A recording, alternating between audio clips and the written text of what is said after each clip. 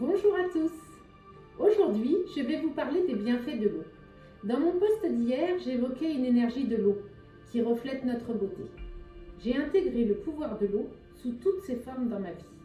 Et je veille chaque jour au contact de l'eau, notre source de vie, de la magnétiser avec de belles intentions. J'espère qu'avec cette vidéo, vous allez avoir envie à votre tour d'intégrer cette nouvelle relation avec l'élément de l'eau dans votre approche de la beauté. Tout d'abord, qu'est-ce que la mémoire de l'eau? Nous connaissions le rôle essentiel de l'eau dans notre corps. Assurer une qualité vibratoire élevée à l'eau que nous buvons devient alors une source de bien-être. D'un point de vue spirituel, nos paroles ont un impact sur notre environnement immédiat.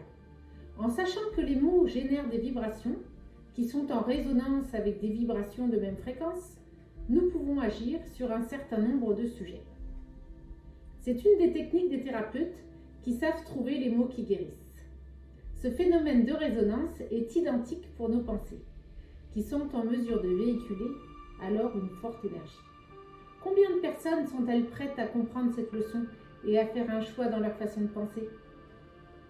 Des chercheurs avaient ressenti la possibilité qu'avait l'eau de conserver une information. Les travaux en particulier de Masaru Emoto, au travers de ses publications, en apportent une preuve irréfutable.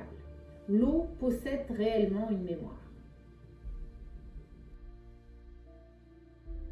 Le docteur Emoto est le premier à avoir mis en évidence l'incidence d'éléments extérieurs sur la structure cristalline de l'eau après congélation. En fonction de la qualité des échantillons, il avait remarqué que la structure des cristaux était très différente. En poursuivant ses recherches, il a fait une découverte extraordinaire.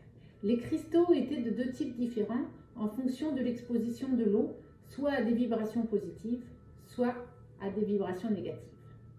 Ainsi, une eau exposée au mot « beau » développait des cristaux dont certains étaient parfaitement équilibrés, alors qu'une eau en présence du mot « laid » montrait des structures chaotiques et perturbées.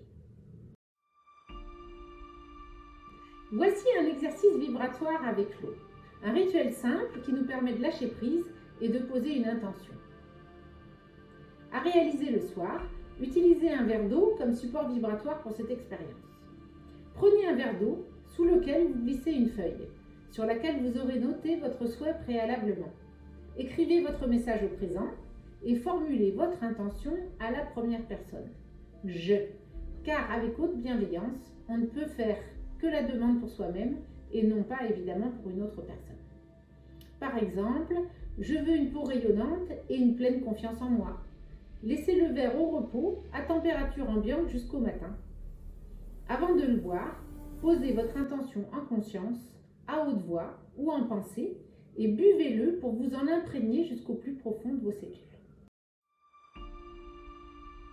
Masaru Emoto dit que les 70% environ de notre planète sont recouverts d'eau et 70% environ du corps humain ne sont qu'eau. Sans l'eau, nous ne pourrions pas exister. D'après les cristaux, l'eau qui est en nous contient l'énergie des mots. Entraînez-vous alors à percevoir ces vibrations en donnant la possibilité d'agir pour élever vos pensées, votre spiritualité et votre conscience, afin de sublimer votre beauté sous toutes ses formes au quotidien. Si vous avez apprécié cette vidéo, n'oubliez pas de liker et de nous suivre et de nous laisser un petit commentaire. Merci et à très bientôt.